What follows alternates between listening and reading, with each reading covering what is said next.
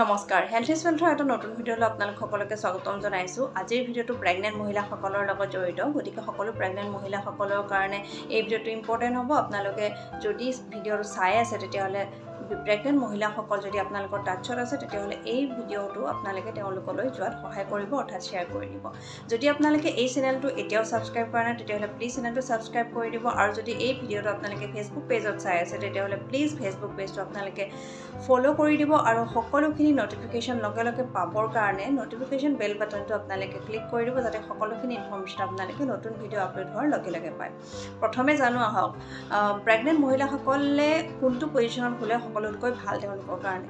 সেই পজিশ্যনটো হৈছে left lateral position, অৰ্থাৎ তেওঁলোকে যদি বাওঁফালে কাটি হৈ শুৱে তেতিয়াহ'লে তেওঁলোকৰ কাৰণে সকলোতকৈ বেছি উত্তম পজিশ্যন হয় আৰু কমফৰ্টেবল পজিশ্যন হয়, কিয়নো বেবীয়ে যিহেতু মাকৰ পৰা সেই প্ৰেগনেঞ্চি অৱস্থাত খাদ্যখিনি মাকৰ পৰাই পাই থাকে, সকলোখিনি নিউট্ৰিশ্যন মাকৰ শৰীৰৰ পৰা বেবীলৈ গৈ থাকে। গতিকে লেফ্ট লেটাৰেল পজিশ্যনত শুলে নিউট্ৰিশ্যন ছাপ্লাইৰ ক্ষেত্ৰত বেবীলৈ ছাপ্লাইৰ ক্ষেত্ৰত বহুখিনি সুবিধা হয় আৰু প্ৰেগনেণ্ট মহিলাসকলৰ ডাইজেশ্যনৰ ক্ষেত্ৰতো সুবিধা হয়। আমি জানো যে লেফ্ট লেটাৰেল পজিশ্যনত শুলে আমাৰ সকলোৰে ডাইজেশ্যনৰ কাৰণে বহুত বেছি ভাল। গতিকে এই সকলোখিনি কাৰণৰ কাৰণে প্ৰেগনেণ্ট মহিলাসকলে লেফ্ট লেটাৰেল পজিশ্যনত শুব লাগে।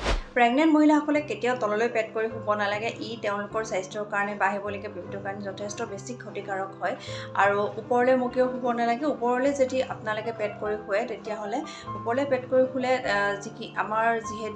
যিখিনি আমাৰ তেজৰ নলিকাসমূহ যিখিনি আমাৰ লোৱাৰ লিম্বলৈ যায়, অৰ্থাৎ তলৰ ভৰিৰ ফালে যোৱা যিখিনি তেজৰ নলিকা, তাত চাপৰ সৃষ্টি হয়, ভেইনবিলাকত চাপৰ সৃষ্টি হয় আৰু ই তেজৰ চলাচলত বাধাৰ সৃষ্টি কৰিব পাৰে। গতিকে ওপৰলৈ মূৰ কৰি শুব নালাগে, অৰ্থাৎ ওপৰলৈ পেট কৰিও শুব নালাগে। প্ৰেগনেণ্ট মহিলাসকলে শোৱাৰ পৰা উঠাৰ ক্ষেত্ৰত এটা কথা মন কৰিব লাগে, তেওঁলোকে শোৱাৰ পৰা খুব সোনকালে পটককৈ উঠি দিব নালাগে। লগে লগে শোৱাৰ পৰা উঠাৰ ক্ষেত্ৰত তেওঁলোকে প্ৰথমে লেফ্ট লেটাৰেল পজিশ্যন হৈ পেলাই লেফ্ট হেণ্ডটো বিচনাত ভেজা দি তাৰপিছত লাহে লাহে উঠি বিচনাত বহিব লাগে। তাৰপিছতহে বিচনাৰ পৰা উঠি পেলাই খোজকাঢ়িবলৈ লাহে লাহে চেষ্টা কৰিব লাগে, কিয়নো যদি পটককৈ উঠি দিয়ে প্ৰেগনেণ্ট মহিলাসকল কেতিয়াবা বহু ক্ষেত্ৰত দেখা যায় যে তেওঁলোকৰ মূৰ ঘূৰাব পাৰে, মূৰ আচন্দ্ৰাই কৰি ধৰিব পাৰে, চকুৰে ধোৱা কোৱা দেখিব পাৰে। আৰু এই ক্ষেত্ৰত তেওঁলোকে যদি মূৰ ঘূৰাই পৰি যায় তেতিয়াহ'লে তেওঁলোকৰ কাৰণে বা আহিব লগা বেবীৰ কাৰণে বহুখিনি ক্ষতি হ'ব পাৰে, বহুখিনি বিপদ হ'ব পাৰে। গতিকে তেওঁলোকে শোৱাৰ পৰা উঠাটো লাহে লাহে উঠি বহি তাৰপিছতহে খোজকাঢ়িবলৈ ট্ৰাই কৰিব লাগে। নেক্সট যেতিয়া তেওঁলোকে বহাৰ পৰা উঠিব তেতিয়াও তেওঁলোকে লাহে লাহেহে বহাৰ পৰা উঠিব লাগে, পটককৈ উঠি দিব নালাগে, যাতে তেওঁলোকৰ এটা প্ৰেছাৰ নপৰে।